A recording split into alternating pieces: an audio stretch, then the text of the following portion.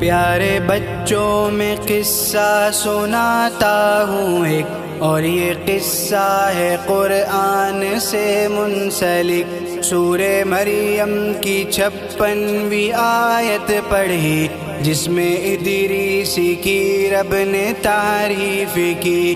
ہاں یہ ادریس تھے رب کے پیارے نبی، ان کو صدیق لکھا بحرف جلی۔ سورہ انبیاء میں بھی ہے تذکرہ، اور یہاں پر انہیں صبر والا کہا، اور بتایا گیا آپ کا مرتبہ، یعنی رب کا مقرب ہے مانا گیا۔ شہر بابل تھا سرسبز و شاداب تھا، ایسا خطہ جہاں بھر میں نایاب تھا۔ آپ پیدا ہوئے شہر بابل میں ہی، اور یہی آپ کو پھر نبوت ملی۔ لوگ سورج کی پوجا میں غرقاب تھے، یا ستاروں کو اپنا خدا مانتے۔ دعوت حق پہ لبیک کہتے تھے چند، اور باقی جہالت میں رہتے تھے بند۔ جب یہ حالت زیادہ بڑی حد سے ہی، تب جماعت کو ہجرت کی تلقین کی، پر یہ حکم خدا ان پہ گزرا تھا شاپ، تھا گراں ان پہ بابل سے یکدم فراق۔ پھر تسلی دلائی یہ ادریس نے، ہم کو نعم البدل اس کے مل جائیں گے۔ جو بھی اللہ کے رستے میں ہجرت کرے، اس کا دامن فرشتے نہیں چھوڑتے۔ مختصر سی جماعت لیے چل پڑے حضرت ادریس پھر مصر کے راستے۔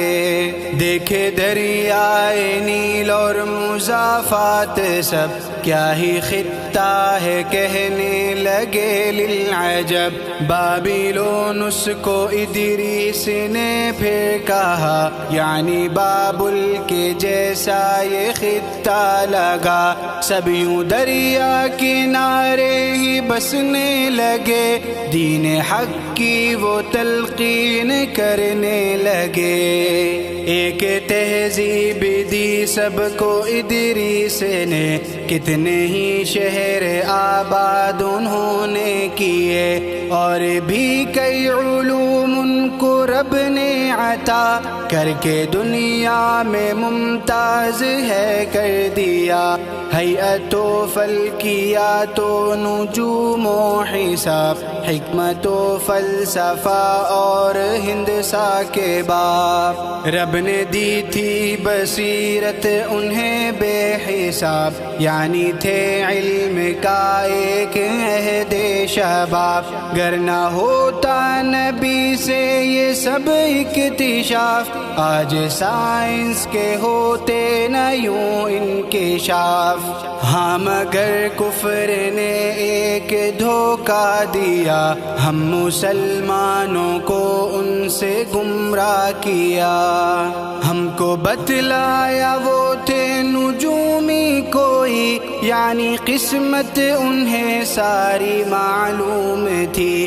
یوں جہالت کو دیتے ہیں مذہب کا رنگ، جس سے آتا ہے اچھے دلوں پر بھی زنگ۔ ایسی باتوں پہ ہرگز نہ دیجیے دھیان، ایسی باتیں نہیں حق کے شایان شان۔